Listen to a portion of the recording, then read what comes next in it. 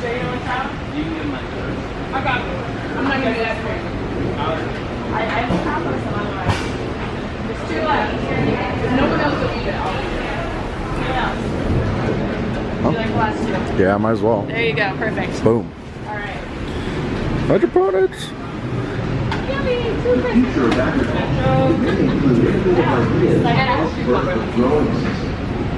Grown in this way, use a fraction of the space. Yeah, your toothpicks can go right in the bin when we head out. But first, I'm going to show you guys this hydroponic grow tank that we have up here. You guys can come up a little further. Shy.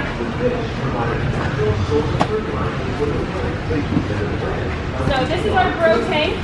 It's actually just an old fish tank. So if you guys have a fish tank hanging out in your attic at home, pull it out and put it on your kitchen counter, give it some nice sunlight, and you can grow all kinds of different things in a system like this. So we normally have something green and leafy such as lettuce or maybe some herbs, anything you see growing in here, maybe some rosemary, something like that.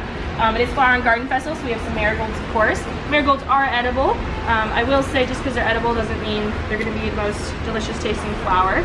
My favorite is definitely the violas, or even those begonias there. Those actually taste like a sour lemonade, sort of, if you eat the petals. So, yeah, and a lot of people eat nasturtium flowers. We've got lots of nasturtium here.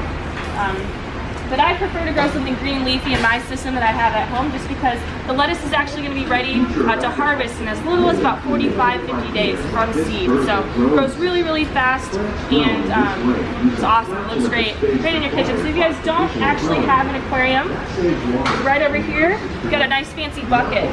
This works exactly the same way. So the way it works, we have a piece of styrofoam sitting on the top here. We cut a hole in the piece of styrofoam and we put in a piece of rock wool. So the rock wool looks just like this. This is a nice fibrous material. And we put the seed right in the rock wool. We'll place that right in the hole on the styrofoam. And then the roots are free to hang out in the water. It's really important that you have a bubbler or an aerator in there that's providing oxygen to the water. So it sounds silly that your roots will drown if you don't put oxygen in the water, but they really will. So you have to provide air. That's really important for hydroponics. And then you also need a little hidden Mickey in there. So there's a little hidden Mickey cake. Definitely need that if you're going to try it at home. Yeah, right in the corner there. So this system is really awesome.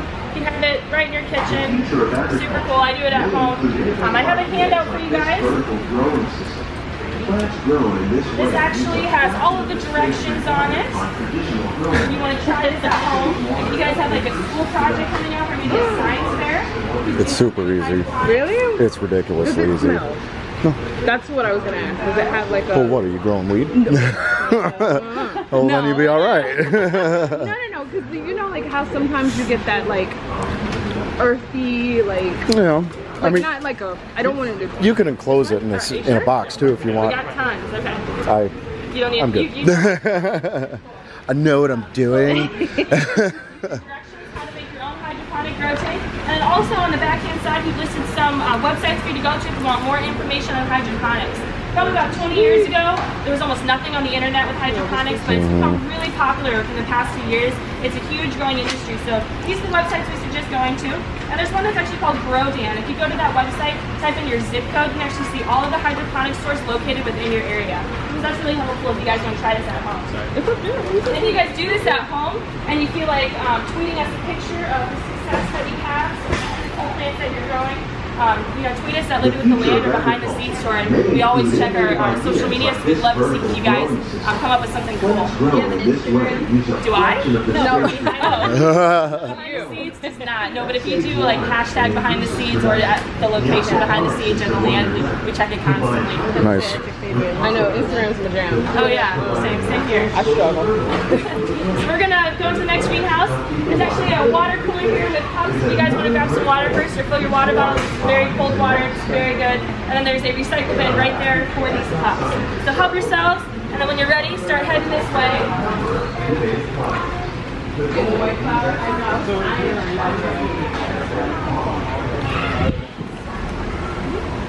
Yeah, so those are actually just fibers. They're called vertical row. That's the branding. A metal rod runs down the middle of it, as many as you want.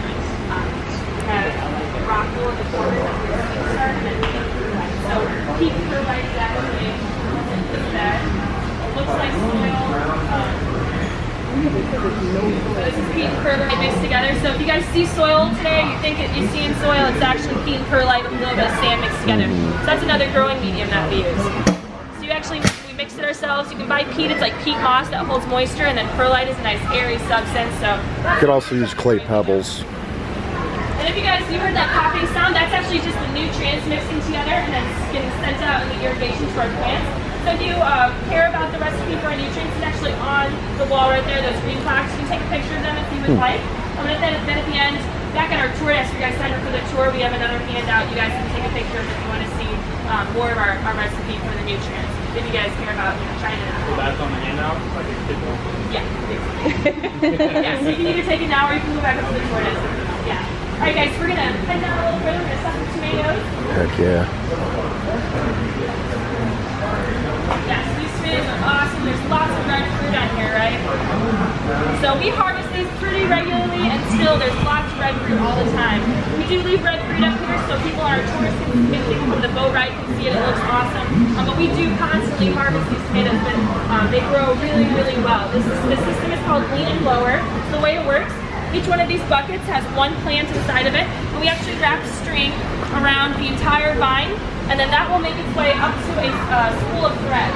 Once this plant grows above that spool of thread, we'll actually give it some slack, pull the string down, and then slide the plant down so the plant can just keep growing that way. So these plants are about 6 months old. If I were to follow this vine, it's marked with a piece of red tape. If I were to follow it, it's already made its way here. So I'm pretty far down here. The plant is about 6 months old, so once it reaches a year old, it will have made its way for this spot all the way down and then back up to the front, and it will still be producing tomatoes. So after it's about a year old, we'll harvest it, we'll cut it, we'll pull it out, put a new one out here. It's a little long for the nutrients from the base of the plant all the way to the end, but still this will be free the entire year. It's a really, really nice system.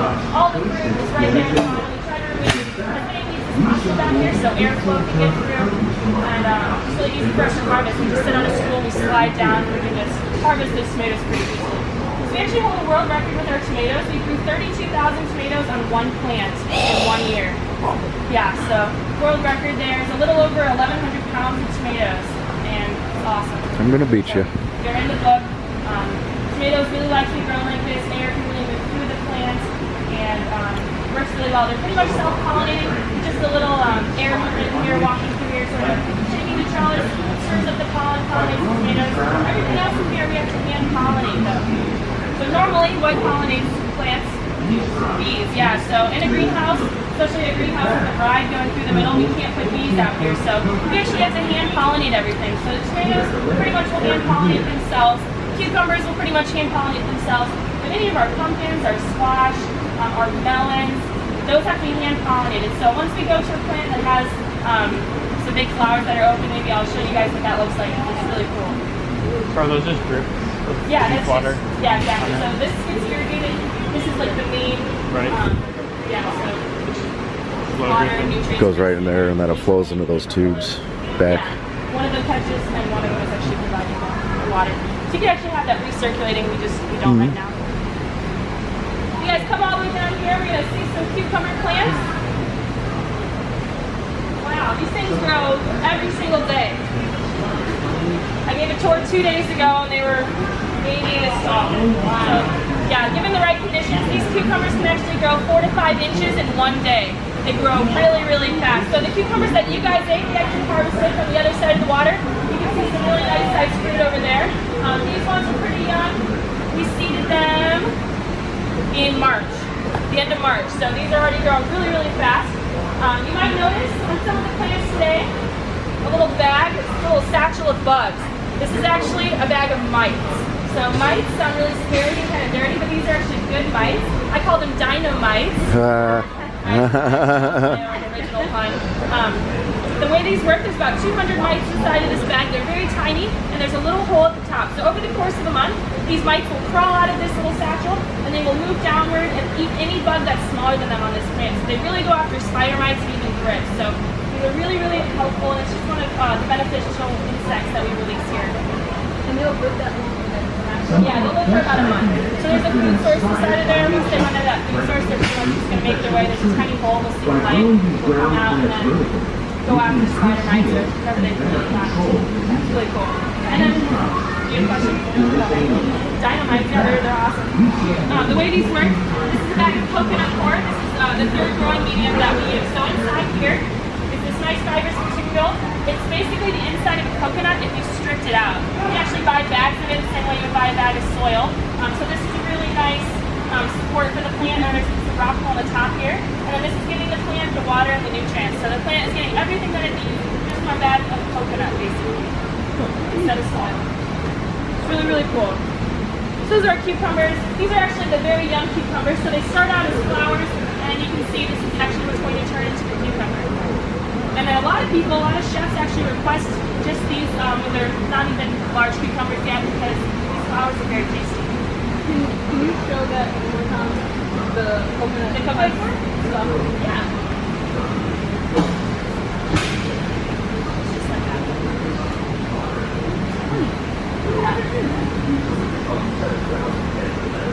Alright, so you guys come down this way. We're going to check out a system that's called NFT. It's one of my favorites. It's very efficient, very cool. So you guys come all the way down, stop right about here for me. Thank you. Alright, so this is our NFT system. Did any of you guys go on the boat ride before you came on the tour? Okay, so maybe you didn't notice, but now that we're up sort of higher, that back pallet back there spells out Epcot with the lettuce. Oh. Cool? Yes, that's very cool. And then the front pallets are actually in the shape of Mickey Mouse. It's kind of hard to see that front one, but they usually look just like that. And they're nice and full grown. So this system is called NFT. That stands for Nutrient Film Technique. The way this works, this is basically like a gutter up here. So if you wanted to try this at home, you can literally just take an old gutter, cut holes in the top, place a piece of rock wool in there with the seed. The roots hang out right on the inside. And then this is how we irrigate. This has the nutrients mixed in with this water. And it runs downward, slanted downward, it catches that water, and this is actually a recirculating system, so it recycles the water. All of these pipes and tubing underneath are connected to a motor, and this water is constantly being recycled, so it saves a lot of water. It only takes about 2.5 gallons of water to grow lettuce like this, and it takes about 12 gallons of water to grow lettuce in the conventional soil method. Yeah, so California, Arizona, where they're growing it out in the fields, nice soil out there, but it takes a lot of water, and they don't have a lot of water out there. So this can pretty much solve that. In Japan, they've actually taken old warehouses and converted them to greenhouses and made them shelves and shelves of these. They have thousands of plants growing at a time, fluorescent lighting, artificial lighting, and they're able to produce thousands of pounds of produce. So this system is really neat. It's definitely, in my opinion, what the future of agriculture looks like. You know, more people, less space to grow food. This is really cool. So I really like the NFT system. Do you guys have any questions? Feel free to just I have a question on how you're cooling this. The wall? Yeah. So this is called a swamp cooler. Yeah, I have those like in my shop. Feel it if you want. It's kind of wet. Yeah, it has like a reservoir of water in the bottom. The cardboard sucks it up. Yeah, so the way it works, water runs down And then they blow air through it. and then there's fans on the other side of the room, and then those are actually pulling the moisture, the cool air off of that wall. So that's why it feels so good in here. The creative greenhouse is a little bit muggier, it's a little warmer, right? Swamp cooler. Yeah, so if I ever have people on my tour from Colorado, is anyone from Colorado? They're always like, oh, it's a swamp cooler. They have them there, I guess. Everyone else is like, what is this weird? They're popular in like repair shops too. If you're like right up against it, it feels very, very cool. So that's a really efficient way that we can cool down these greenhouses. So as we go all the way down, we're going to talk about the winter melons. This is Taylor, one of our entomologists. Hey Taylor. Bug expert. If you guys have any questions about bugs, now is the time to ask our expert. Alright, so these are our winter melons. These are our young plants that are growing here. They're going to make their way up this and then fill the entire trellis with leaves and then they'll open up flowers. You get a nice winter melon. So on this side water, if you guys want to take a step forward towards me. Next to this wall right here. Yeah, so this will, these plants on this side of the water will make very large winter melons just like this. This one is about 40 pounds. So this is an old one. It's kind of not looking good. It's seen better days. Normally we'll actually harvest them when they're about 70 pounds. So this is kind of a small one. On the other side of the water, we have winter melons growing over there. It's a different variety. Those can actually reach up to 4 feet in length. So they can get really, really long. So a lot of people say, hey, what do these taste like? Where are they grown? I've never seen this before. These are most commonly grown in China and Eastern Asian countries. And the taste, when they're really small, they're very sweet, but you really want to let them either grow to size or to length, like those over there, because that's where they get all their vitamins and nutrition.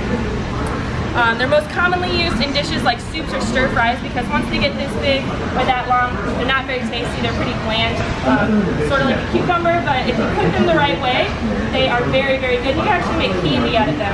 It's a really popular use of them. This is what the inside looks like. Looks like a snowflake. So we like to say these are Elsa's favorite fruit.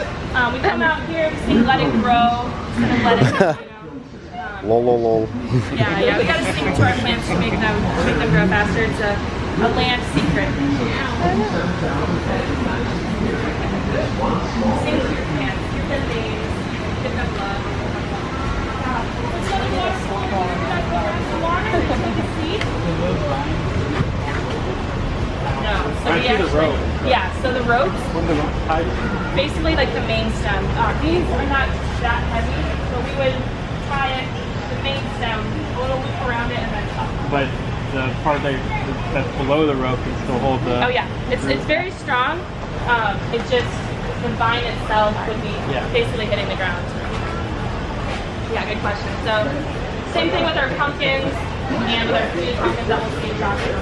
So if you guys want water, there's another pitcher right there. You can either grab some now before you sit down, or you can grab some after. It's up to you guys.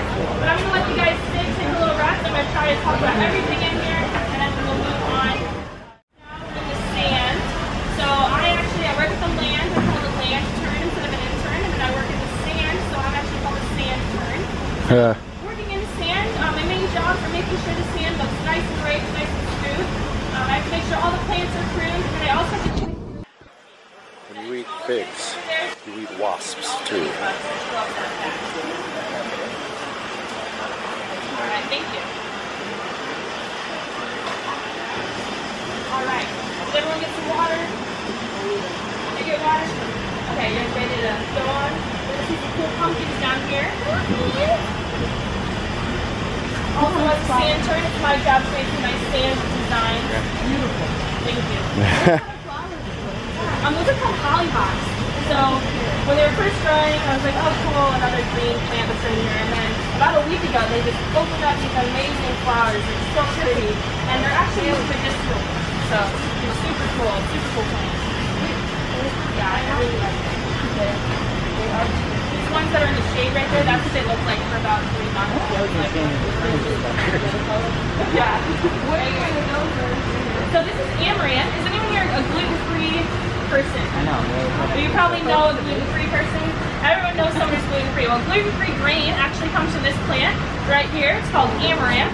Super cool. But anytime one of those grains falls down into the sand, it's very easy to grow. So it will just pop up in an amaranth plant. So it may be kind of difficult to work with, but that is how we get gluten-free grain. It's pretty cool.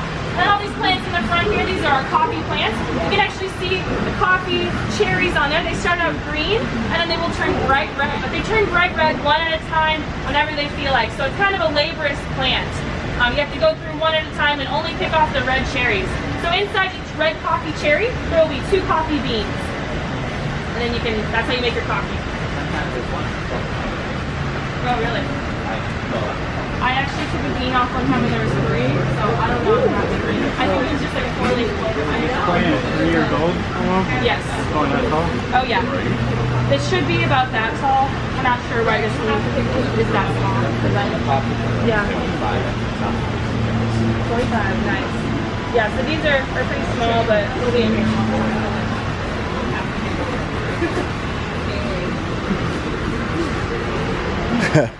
The best plant of them all. There you go. Alright guys, we have all been down here.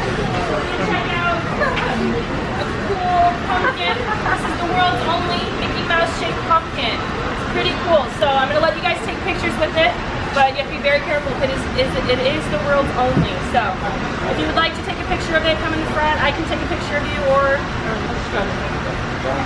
don't be stressed out, but you're holding the world. I can't take that pressure. That's a lot of pressure, so yeah, make sure you get a nice shot here. So that is our Mickey shaped pumpkin. Once pumpkins are about the size of a baseball, we can put a mold around them, and then they will just keep growing into the shape of Mickey Mouse. It's a nice plastic molding. We nail it on there. And it grows just like that.